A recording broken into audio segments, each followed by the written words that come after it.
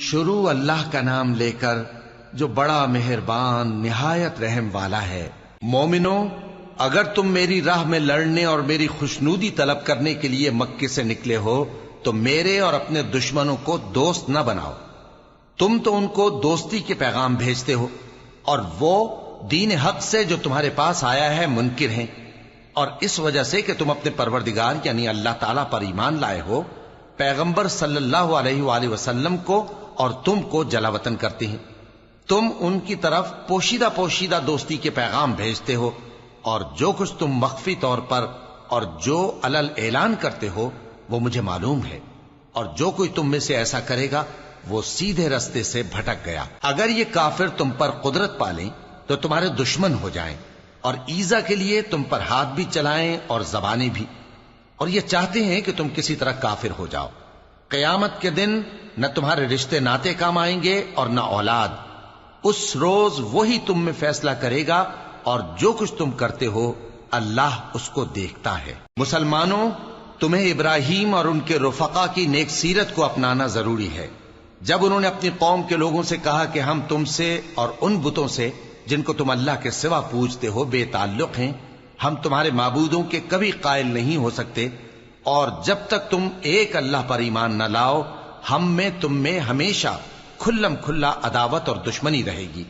ہاں، ابراہیم نے اپنے باپ سے یہ ضرور کہا تھا کہ میں آپ کے لیے مغفرت مانگوں گا، اور میں اللہ کے سامنے آپ کے بارے میں کسی چیز کا کچھ اختیار نہیں رکھتا۔ اے ہمارے پروردگار، تجھی پر ہمارا بھروسہ ہے، اور تیری ہی طرف ہم رجوع کرتے ہیں، اور تیرے ہی حضور میں ہمیں لوٹ کر آنا ہے۔ اے ہمارے پروردگار، ہم کو کافروں کے ذریعے فتنے میں نہ ڈالنا، اور اے ہمارے پروردگار ہمیں معاف فرما،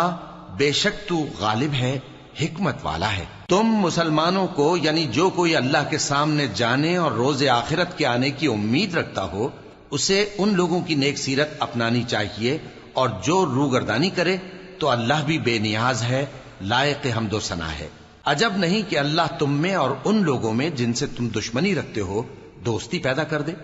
اور اللہ قادر ہے اور اللہ بخشنے والا ہے، مہربان ہے۔ جن لوگوں نے تم سے دین کے بارے میں جنگ نہیں کی اور نہ تم کو تمہارے گھروں سے نکالا، ان کے ساتھ بھلائی اور انصاف کا سلوک کرنے سے اللہ تم کو منع نہیں کرتا۔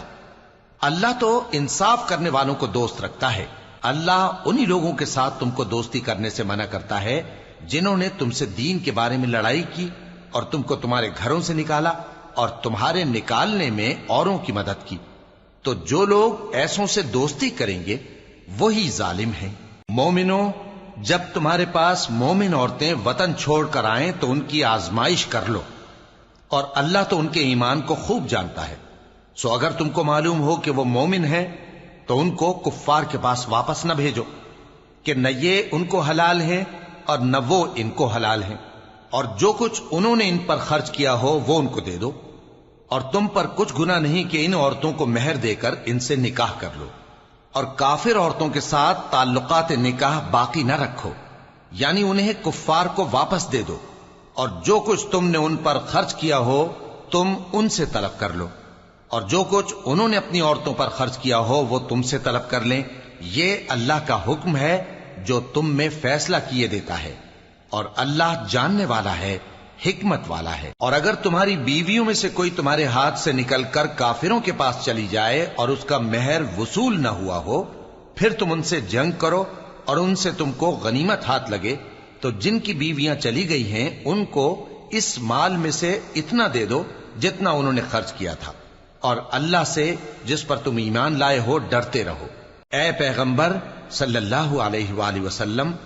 جب تمہارے پاس مومن عورتیں اس بات پر بیعت کرنے کو آئیں کہ نہ تو اللہ کے ساتھ شرک کریں گی، نہ چوری کریں گی، نہ بدکاری کریں گی، نہ اپنی اولاد کو قتل کریں گی، نہ اپنے ہاتھ پاؤں کے درمیان کوئی بہتان باندھ لائیں گی، اور نہ نیک کاموں میں تمہاری نافرمانی کریں گی، تو ان سے بیعت لے لو